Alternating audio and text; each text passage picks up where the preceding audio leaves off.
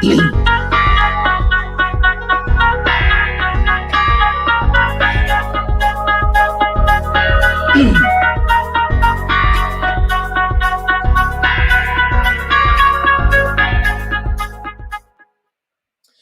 good evening and welcome back to Vine Street Studios. What a laugh this has been. Ran into a few technical hitches. It seems to be the case with myself and Peter. We're just two older chaps trying to have some fun, as Peter would tell you. Yeah, we've had a number of issues in the last few weeks, but we're getting through it and we're making it happen. And tonight, you're going to see the next step, and you'll be seeing the car, and we'll be going there shortly. But in the meantime, hope you're all doing well with COVID and getting through it as best you can, as we are. Please remember to drop us a note. We'll certainly do our best to answer your question. You know, I love the music that leads us in. Unfortunately, that's all we can afford, and it was free, and that was the best part of it. Being Scottish, it really appealed to me. I'd like to do better, but we don't have a sponsor. You know, I'm really not sure what we're going to do here, but we're carrying on regardless and just getting it done. So join us at Peter's garage. You're in for a treat now, so just get your cup of tea, glass of wine, beer, whatever your pleasure is, and let's go to Peter's.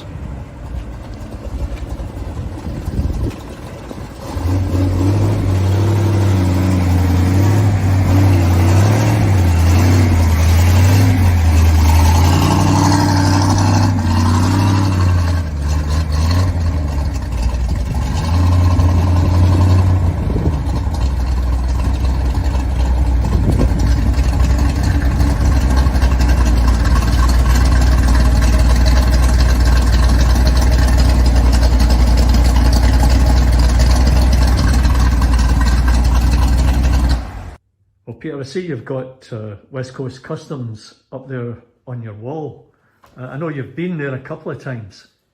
Quite the place, isn't it? Yeah, it's amazing. I had the pleasure of meeting Ryan a few times when I went down to see Christian. It's just stellar in what he has done down there, and what he's managed to accomplish with these old cars and the customization of different things, from fabrication to restoration. Yeah, it's just phenomenal how these classic cars and these customization has continues even up to now. Yeah, and all from a one-man shop.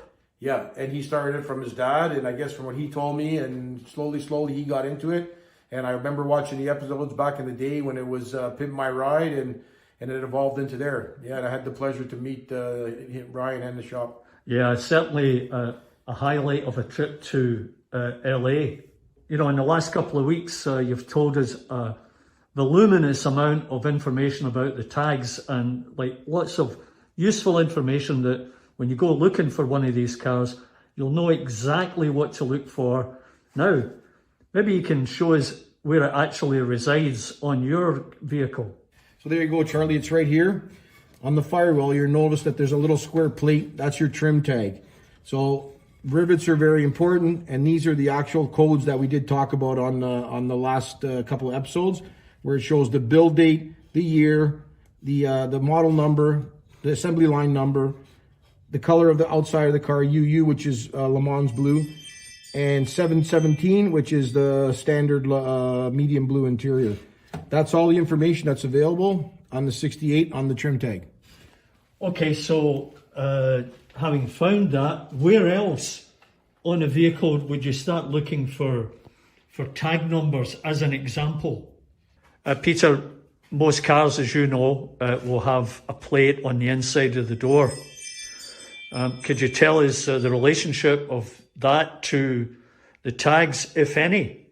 Well, the plate on the door are specific to certain models. I'll show you on the passenger side. Usually it's something located on the driver's side of some models.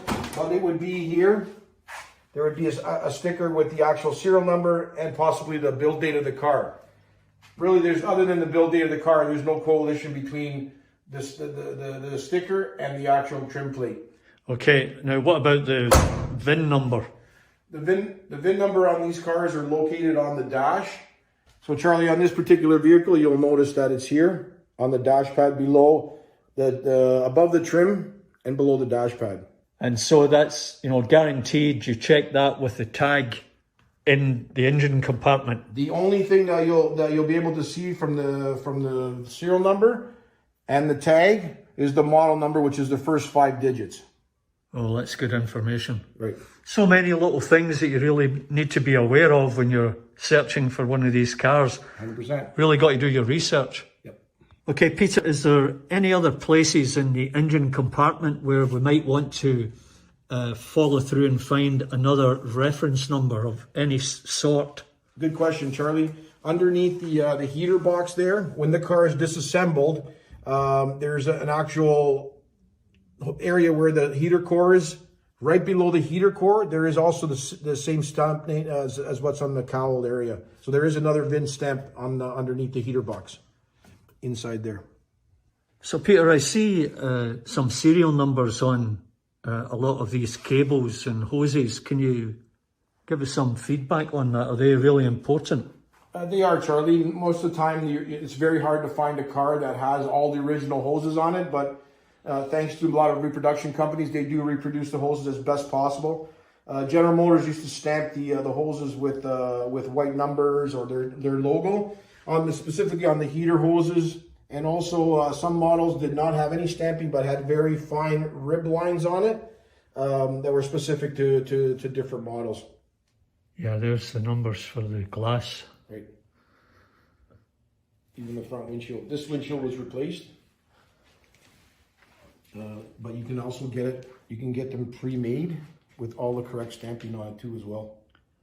Another good place to look too, Charlie, is over here on the stamp pad. You'll have the build date of the engine and where it was built, plus you'll have the serial number on there as well. So those are another area to look for when you're documenting the engine. Also, Charlie, on the brake booster, you'll notice that there's dates stamped on here. It's a Julian date, so it's basically, it goes from 1 to 365 days. On the back, there's actually the stamping for the actual booster to ensure that it's the correct one for the car. These are just little things that you can check as you're buying a car, right? Oh, we're back. Let's just get this organized. Never a dull moment, Peter. Wow, finally, Charlie. Oh my God, like tearing the hair out. Oh. Like two old guys trying to figure out the technology. I was going to stand up and start tap dancing there just to get some people viewing and watching while we were having these technical difficulties. But I didn't know if I was up on screen. Yeah, and I'd have got my guitar out, but I was too busy trying to solve the problem. I see we've already got the Z guy. He was on a couple of weeks back. The Zedder guy. Mm-hmm. And he says, "Nice ride." Of course it is. Yeah, so a lot of people that are watching us see us sitting here and then at your place and you've got your mask on. So, COVID plays its part or presents an obstacle for us because Peter lives up the road from me, and in order to go up there, I have to get my mask on and take all the appropriate steps. But we did it. And another thing, I'm not sure how many people are familiar with StreamYard, but you can do this overlay or a video, and that's what we did. We filmed that video this afternoon. I came back here to the studio and I edited it down to the point where it was below 200 megabytes because you can't load anything more than 200 megabytes. Otherwise, I think it costs you money. And of course, me, Peter, I'm Scottish, and I'll do anything to avoid paying out money. And as I told people, like the intro music was free as well. Not only was it good, but it was free. That's the best kind of music.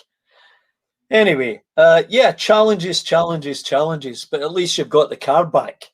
And the video was very well done, Charlie. Just my hats off to you. Oh, thank you, thank you, thank you. Yeah. Yeah. So the car is back in place. Yeah, it was. It's like a bear. It came out of hibernation, and I finally got an opportunity to bring it back, weather permitting, and it was in storage. Have to move some stuff around every winter to make sure my cars are all in place, and I finally got a chance to bring it back. Yeah, good, and it looks superb. Right. Thank you. You know the video just doesn't do it justice. Right. It's sparkling inside and out, and the engine compartment, as if it came right off the line at GM. Now, you may not know this, but I worked on the design of the GM truck plant out in Oshawa. Wow. And I was out there for quite some time redesigning these lines. And, they've got these tracks that run along the top above the cars that have got all these tools dangling. And as a vehicle comes along, they bring the bridge down and knock on the trim, let it move with the car, and then it springs off at the appropriate time. It's fascinating to watch. Must have been. Yeah. So now that we've found the car and we've educated ourselves with tags and where to find them, Mhm. we're far better equipped at this point, rather than just a novice going in there hot to trot for a Camaro.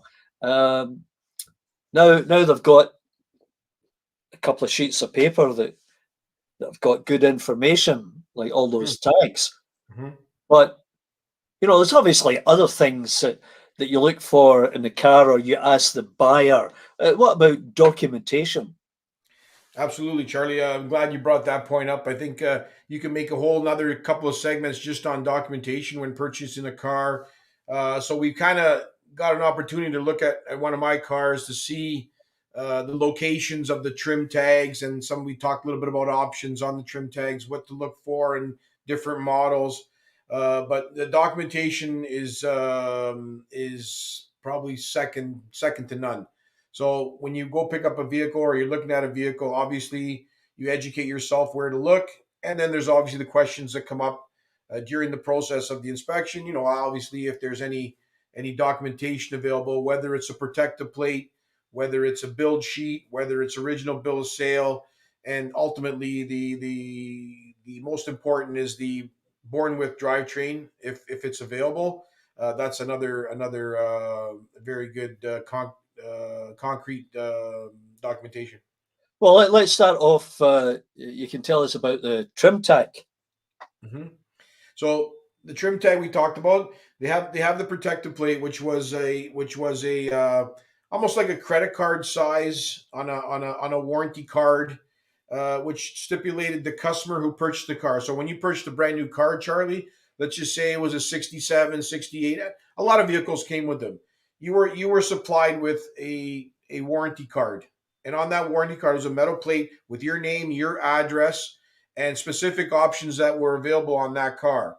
Now, they differ from 67 to 69. Again, 67 having a little bit more detail on the protective plate than a 69.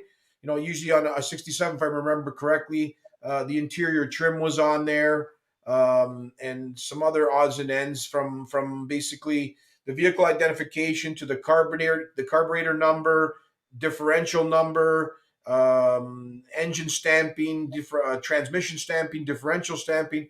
All that stuff there was stamped and provided on the protective plate. So that protective plate, when you would go in for warranty, it would be like a credit card. They just scan it on the work order. They would swipe it and have an imprint of your car. That protective plate is basically all the information that in the drivetrain was available on that metal plate. and and that information can be found at other locations around the car in terms of stampings. Correct. So for example, the engine stamping is on the protective plate. The differential stamping is on the protective plate. The transmission, there's also all the information from power steering. Everything was on there. But some of the most important ones that people look for is the differential, the transmission, and the engine stampings match what's on the protective plate. And if you're lucky to have that. Yeah, and with the cars that you've already gone through this whole process, have you been able to locate most of those on No, those cars? I've never had a car or purchased a car that had the actual protective plate. The only one that came with a used car one, which was my '68 Survivor car that I had. It came with this that when it was sold as a used car, they updated that protective plate, but it didn't have the information that the original one had. It just had the customer information, address, and some other information that was required when you would drop that car off to get repaired. But I've never been fortunate enough to buy a car that had a protective plate. So what about a build sheet? Build sheets were not that common on the Camaros, depending on where it was built. From what I've read, research I've done, and a lot of the build sheet or the body broadcast sheet was found inside the glove box on certain Camaros on delivery. Some of the Van Nuys Los Angeles cars, they were on top of the gas tank. Some of them were found in the headliners in the seats when they were available. I guess depending on the assembly line and the person that was working it, if they chose to put it someplace. I know on some of the Chevelles had build sheets all over the cars, under the seats, behind the door panels. They were more readily available and they're found more on those vehicles than they are on the Camaros. I And think it'd be just a sheet like that. right. It was And basically what was on it? it was just basically all the options, all the op codes for the options on it. So, for example, that would tell you the interior, would tell you the engine, it would tell you transmit. Very similar to the protective plate, but much more in detail, going down to the tire size, the transmission, close ratio, wide ratio, tranny. It's on the Chevelles, and they were readily available, and you could find them if you're lucky enough. And you said in an earlier broadcast uh, that you could obtain the tag list from GM, or you could obtain a list of tags from GM. Is that, does my memory serve me well? I think we were talking about Charlie with the build sheet with the Canadian cars. Yeah, If you have a car that was purchased in Canada, sold in Canada, regardless if it was built in Ohio or Los Angeles, it was shipped to Canada for delivery. yeah. That VIN number there, if it was sold from a retailer in Ontario or Canada, General Motors has a vintage department which you can send your serial number in, and they can actually, if it's available, they can actually print out and give you the exact build sheet, or very, not a build sheet, but I'll give you a summarization of all the options and on the information on that car. Well, that's certainly a bonus for the buyer who Mhm. finds the car and is able to, through the VIN number, get back to GM and get a printout of the history of the car. Yeah, and that's important too, because it's a great investment. So if you go find a car, or you find a car that you want to go look at, and the individual's telling you it's this and this, you know what? At the end of the day, it's a $90, if I'm not mistaken, it's about a $90 $100 investment, and you can call the GM line, and they'll run the VIN number. It might take a day or two, but they can get back to you, and they can actually tell you if the car is specific to what the customer is telling you or the owner is telling you. Mm. And you told me that on some occasions it was on the top of the gas tank. Yeah, that was I told you that story about the Corvettes. Yeah. Corvettes was very popular on top of the gas tank. So, um, what people used to do, or what they've done in the past, and what I've seen is, during the restoration of a car, or they purchase a unique Corvette, regardless of year, uh, they would always look on top of the tank. So on top of the tank, General Motors, we used to put, like you said, Charlie, it was a piece of paper with all the options. But over the years, 50 years old, you know what I mean? It starts to deteriorate. So when guys pull the gas tank down, they find the build sheet on top of the tank. they try to take it off as gentle as possible to preserve it and make it survive it. You know what I mean?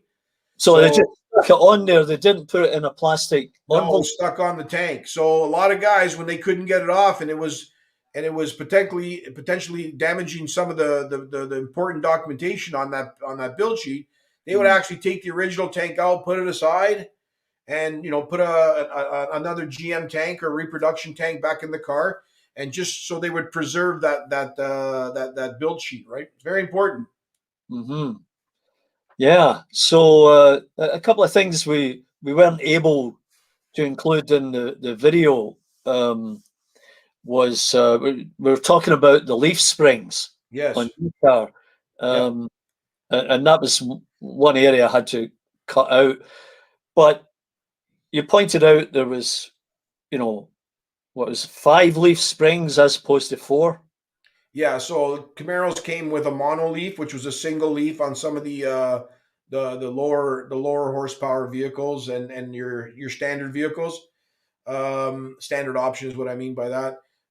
And then they had the 68 um, leaf springs were also unique. They were a 4 leaf spring, not a 5.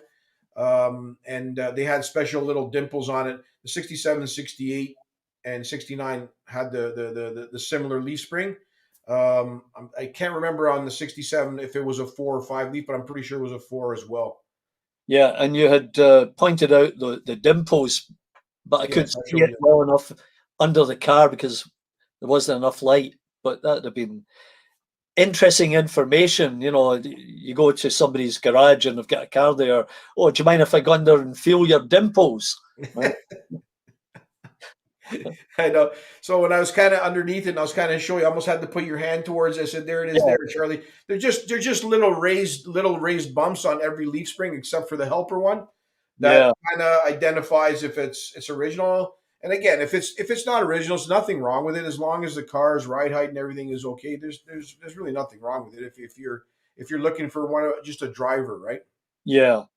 Um, so as we were chatting about the various cars out there, I mentioned to you that I'd seen this one guy on YouTube uh, who'd rebuilt a car and he'd placed expansion joints in the exhaust system. And when asked why did you do that, he said, "Well, with the car bouncing about a lot, maybe a result of the shocks or springs, and it was a bit of a rough ride." He said the best option for him was to have this flexible joint. Hmm. But To be honest with you, like I said, all the vehicle the models were specific. Um, on 68, 69, and 67s, the exhaust systems had unique clamps on them as well. They mm, weren't welded, but on my 70 that I had, um, from my understanding from the factory, the exhaust was welded in. They weren't clamped. mhm. Yeah, so they would rather than have clamps on it, they were actually welded all the way through. Yeah, and you also mentioned about the numbering system on the glass. You can Yes. actually have it manufactured with the correct numbering data on there. Yeah, the glass is another part of the car that's unique. They do come with the LOF branding on it, which is a specific branding that was used back in the 60s.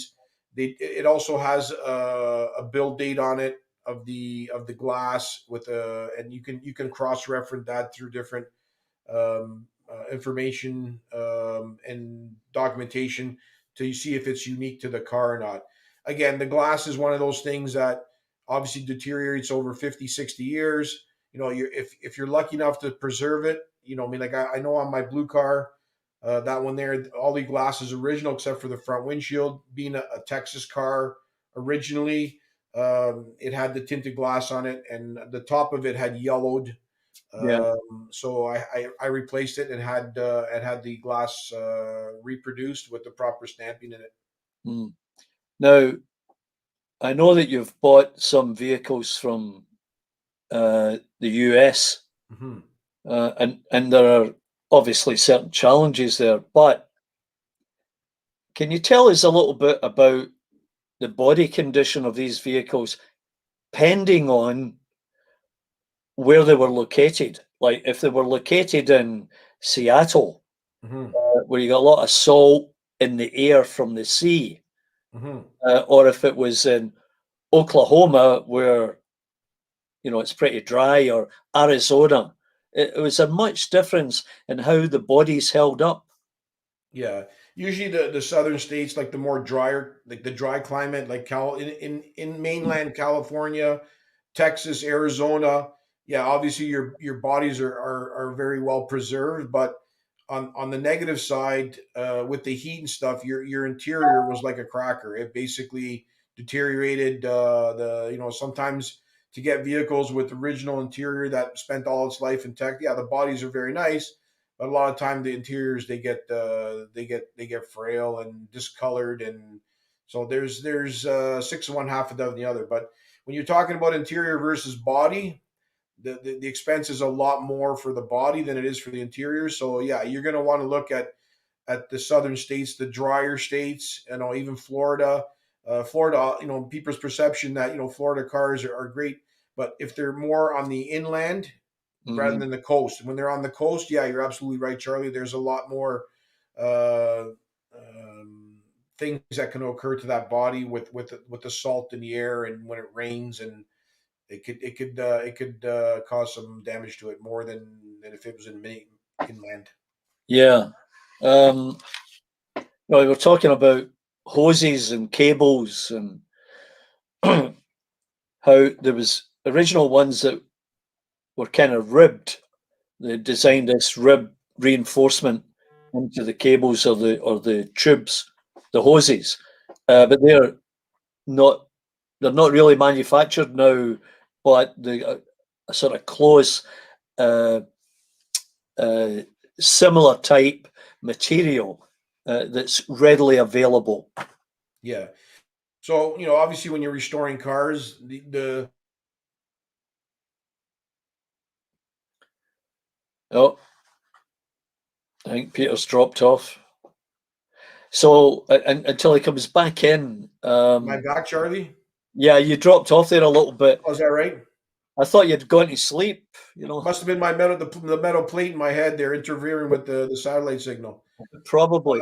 Yeah, so getting back to what I was saying, a lot of obviously when you're restoring cars, you try to maintain and salvage as much as you can as what was original. But unfortunately, 50-year-old hoses and stuff like that, it's almost impossible. But thank God that there are manufacturers out there that reproduce the stuff, and it's almost identical. They're not 100%, but it gives you the nostalgic look of the way it was back in the day. And like I said, there was certain models on we were talking a little bit about the heater hoses today when you're in the garage there. You asked me all these questions.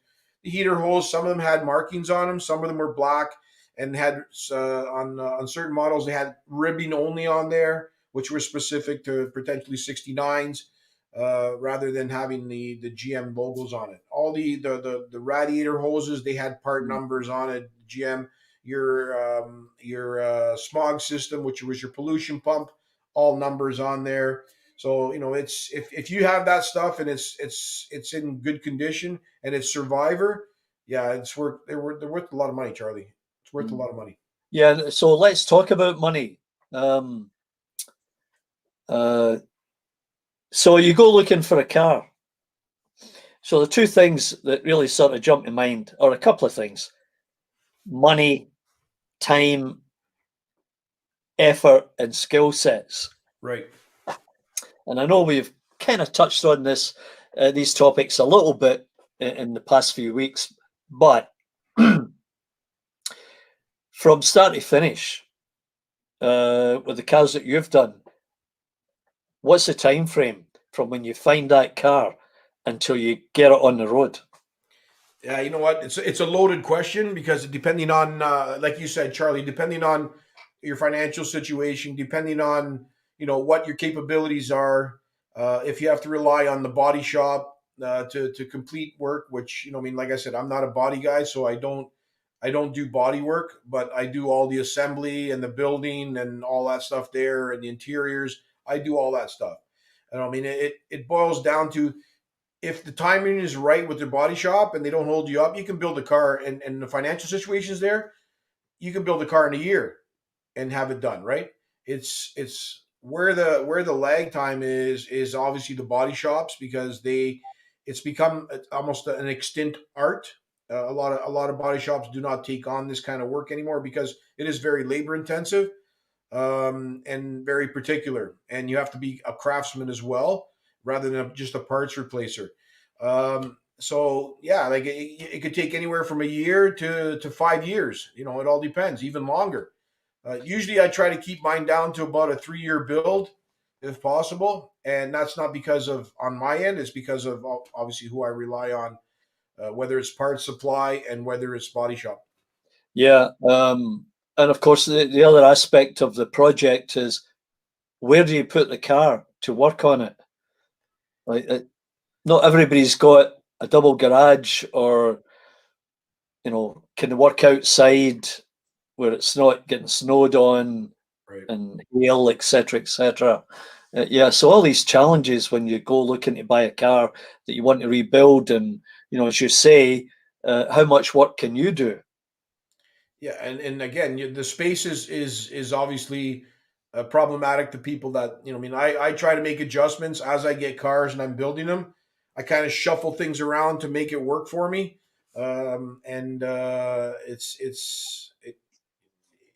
it becomes time consuming and very stressful because you're moving cars all the time, and you have stuff inside the garage. Sometimes I've built cars with completed cars right next to it, where I put it on dollies and I move it right up against the wall to gain that extra 2 or 3 feet. So when I'm working on another car, it gives me the space, because, and meanwhile you're working on a completed car, like my blue car would be Yeah. on one side and I'd be building another car on the other. So it's Yeah. And I imagine when you're working on the engine or transmission, uh, you've got a little dolly there that you wheel around in. Is that right? Yeah, so I built a special dolly for Camaros, because they're unibody, the subframe. It actually just sits on a jig, and I can actually work on it while it's on there. And then once the body gets close to being painted, or it's in the almost paint stage, Mm. the body shop will call me. I will take the complete piece on a trailer, already assembled, engine ready to go. All the lines are run, the electricals on it, and we just drop the body on top of it, on top of the frame, measure it up, bolt it in, and then the body shop just hangs the rest of the panels for me. And on average, how many bolts are there to connect the body to the frame? So on the now you're really testing me, Charlie. Usually on the Funny, frame of the unibody Camaro, there's four major ones. Two are at the firewall, and two are just underneath the seat and the floor. Mm. Those are the main ones, and then there's obviously the rad support, which ties the fenders and the front end of the car together. There's two other mounts there, and that's it. The rest is all attached to the body. Now, are these stainless steel, high tensile steel? What are they? Yeah, the original ones were not stainless; they were regular bolts, but they were very high grade. I think, if I'm not mistaken, they were a 6 or an 8 grade bolt on there. Yeah. Yeah, and they're unique for that. Hmm. So another thing that I noticed, you remember a couple of weeks back, I said to you, "Oh, Peter, what are those chop marks on the engine block for?" Hmm. And of course, they didn't have ISO 9000 as we had No, discussed, right? no. And I think you responded, "Well, that was just the guy putting his sign on that. Yeah, that's been done."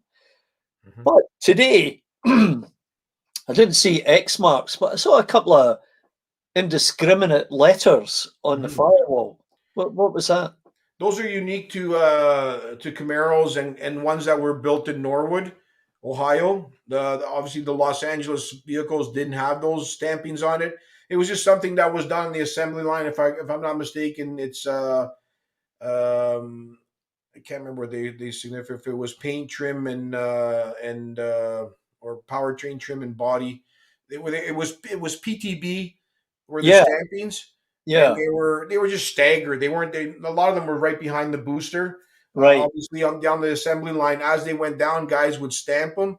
So if it went through a certain section of the build, or through the plant, Mm. as it was completed, they would stamp it. That's why they were all over the place. Some of them were green, some of them were Yeah, orange, some of them were mixed. It was just hard to document. yeah. It looked as if they were sort of hand painted. So that's interesting. Wonder what that's all about. They were actually stamps, right? So, and then you Mm. actually stamp them. And I have the stamps for those. When you restore a Norwood car, if you're doing it by the book, you try and mimic everything that was done back in the day. And yeah, and then the stampings are available and the paint's available for it. Mm. Well, once again, another very interesting chat Hmm. about Camaros. Yeah. Um, so, looking forward to next week, we should be able to get back up there to do another little bit of filming on the car. Hmm. Um, and, that presents certain challenges. And we'll just tell our multitude of viewers out there who have obviously subscribed so far. Um, yeah, right. Anyway, so for those of you who don't use StreamYard, and StreamYard's a great vehicle for this medium. Uh, eh, there's a freebie version which I subscribe to because I'm Scottish, right? And then there's another version you can pay a bit, and another one you can pay a bit more. So at this point in time, with the free version, you can load up a video, as I did today, but it has to be under 200 megabytes. And the problem is, while you're filming as we did today, I had no understanding of the volume filmed until I get back here, reviewed it, and then tried to load it up. But so that means if we can't film live in your garage, then we'll have to continue with this process of do a short film recording. I'll get back here and edit it and then load it up. So moving forward, what can we look forward to in the coming weeks? You know what, Charlie? It's basically, as you know, there's a lot of information, so we can go. Next step would be a little bit of the interior, look a little bit of inside the interior, what to look for, the standard the interiors, the deluxe interiors, the houndstooth interiors. Um, the whole idea would be to get a little bit interactive with some of the viewers who are there, and I'd love to be able to look at the different locations, like you said, the body mounts. Where are those body mounts located? I could show you because I do have the car there, but I also have the ability to show you on the car I'm building right now, which you can actually see it on the car. And I say, this is what you're looking at. This is what's when it's off the car. This is what it looks like, right? So there's a lot of good information there. It'd be nice to do a whole complete build with it, but I mean, Yeah, I've been hounded for many years to fill my builds as I do them, but I'm not as talented as you are when it comes to editing and getting stuff ready, Charlie? So yeah, right. I kind of rely on you to do this for me. But it's like I said, a couple old men just trying to have some fun, right? Yeah, exactly, exactly. Yeah, so we'll sort of continue on that frame because it seems to be going well. But one thing I did notice, uh, I jumped into YouTube a couple of times, just checked out our competition, who get 100,000 views, 200,000 views, and I'm thinking, hey, Peter and I are better looking than these guys. Come on, what's the problem? Maybe Uh, one day. yeah, and the funny thing is, while you see the car and they talk about the car and it's in a barn and it's filthy and covered in crap, and what they don't do is convey the level of detail that you've been able to provide us in the last few weeks, and that is a big difference, and that I think is what we have to keep focusing on, so that you can convey that information to the enthusiast and Yeah. make them better equipped to go out searching for their car. And it's a good point, Charlie, because at the end of the day, a barn find is a car that you find that's been in storage or in whatever kind of environment's been. It's all good to find a barn find, but it's the knowledge to go in there and find out what that car is, and knowing how to pick things apart, and knowing if you're finding that diamond in the rough. It could be a barn find, but it could just be a base Camaro. Or you Yeah, know what, you're looking at the Camaro and it looks like a base Camaro and it could turn out to be a C.O.P.O. I mean, you just don't know. So you have to educate yourself. And I think that's where it's important that we continue on this mind frame, like from the basics, and understanding the numbers and the back end of the car. So that way, when you do find that diamond in the rough, you now have a little platform that you can say, okay, let me go check with this. I learned this from Charlie and Peter.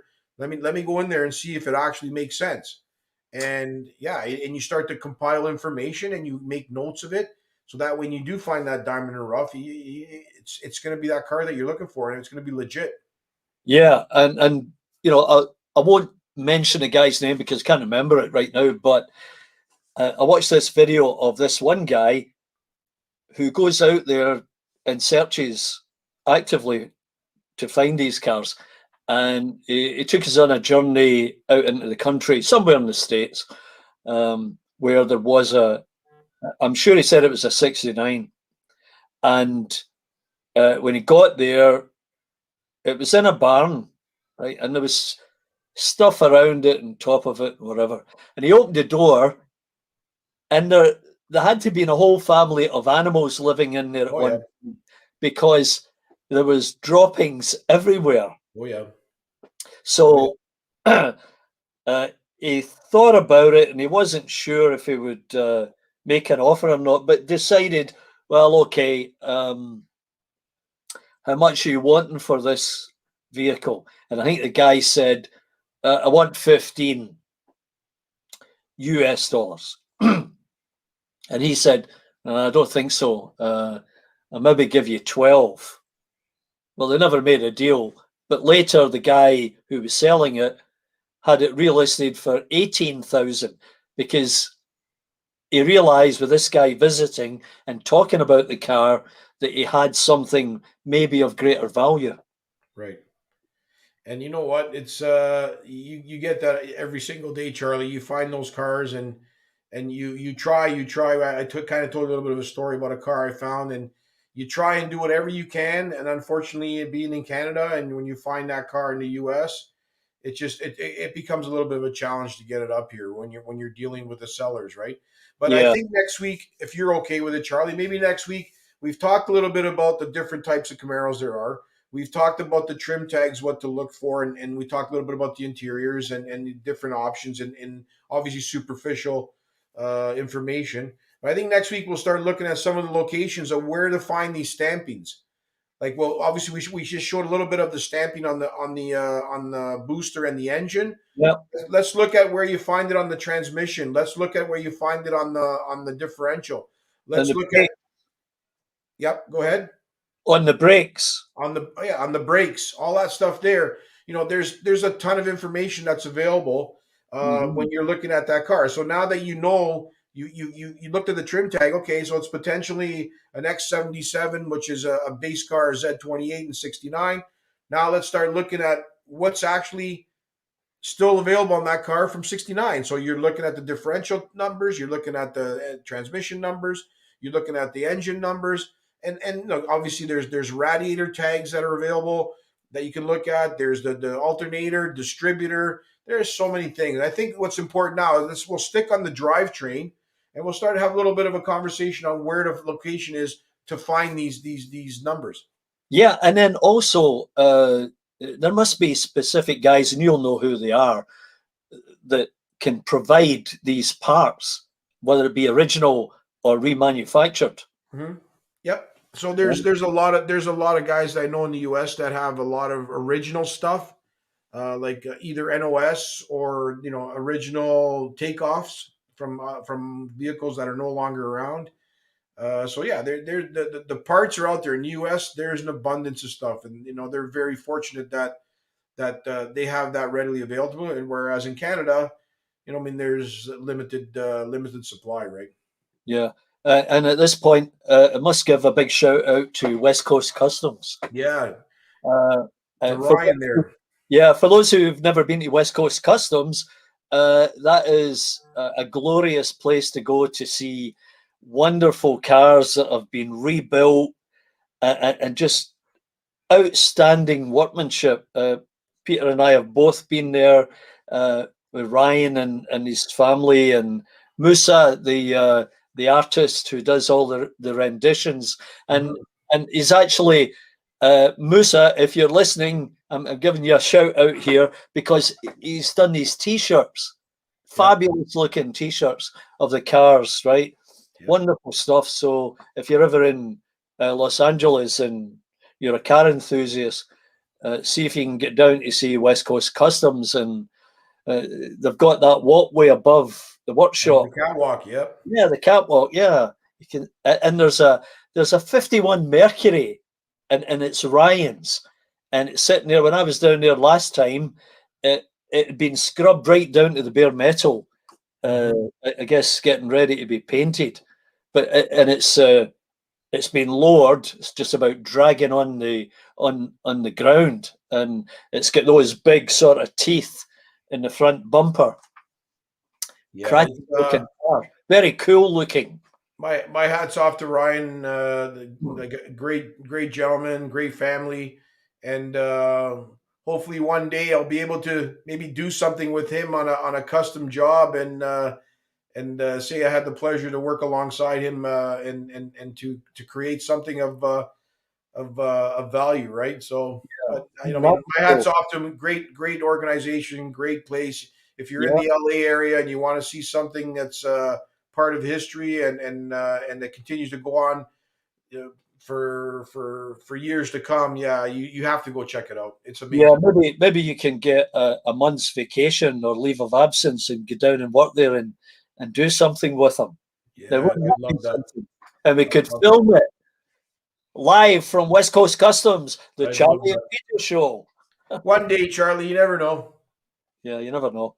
All right, so I think we should close out now, um, and look forward to next week. And people, you got to leave comments and communicate with us, and we'll do our best to answer your questions. And yeah, if you want to sponsor us, let us know. We'd be happy. We'll wear your T-shirt or your hat, you name it. We'll go for it. So we're open to offers. Yeah, Anyway, Peter, thanks so much for hosting me this afternoon, no problem. and allowing me to film it once again in your garage. And look forward to a repeat performance next week.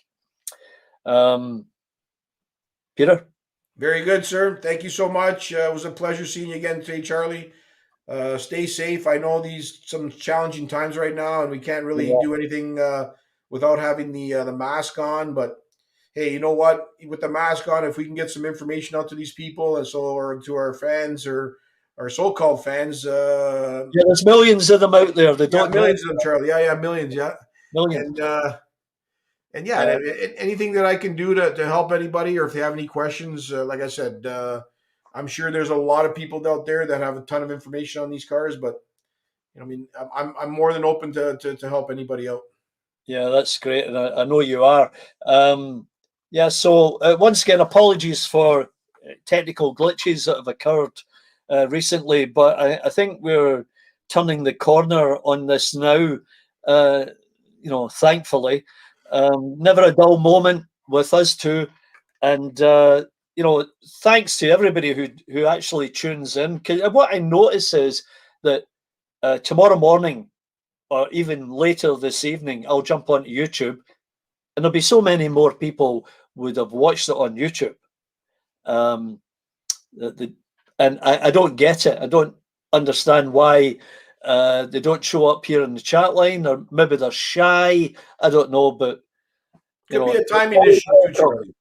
Could be What's a that? timing issue too as well, right? So again, Yeah, it's summertime. We've had a couple of beautiful days up here, Charlie. Yeah, nobody wants to stay inside, right? yeah, I know. So maybe we'll think about that whole timing issue and reconsider it. But in the meantime, it's It's goodbye this week from Peter and myself, and thanks to Vine Street Studios for hosting this. Now, here's the interesting thing. People have said, Vine Street Studios, Charlie, where does that come from? Well, here's the real take on it. I was born on Vine Street, and Peter's son, Christian, and my daughter, Kristen, lived in Vine in LA. So, Unbelievable. good evening from Vine Street Studios. Hope to see you next week. Thanks, Charlie. Bye for now. Thank you, Charlie. Take care. Thanks, Peter. See you later. Signing off.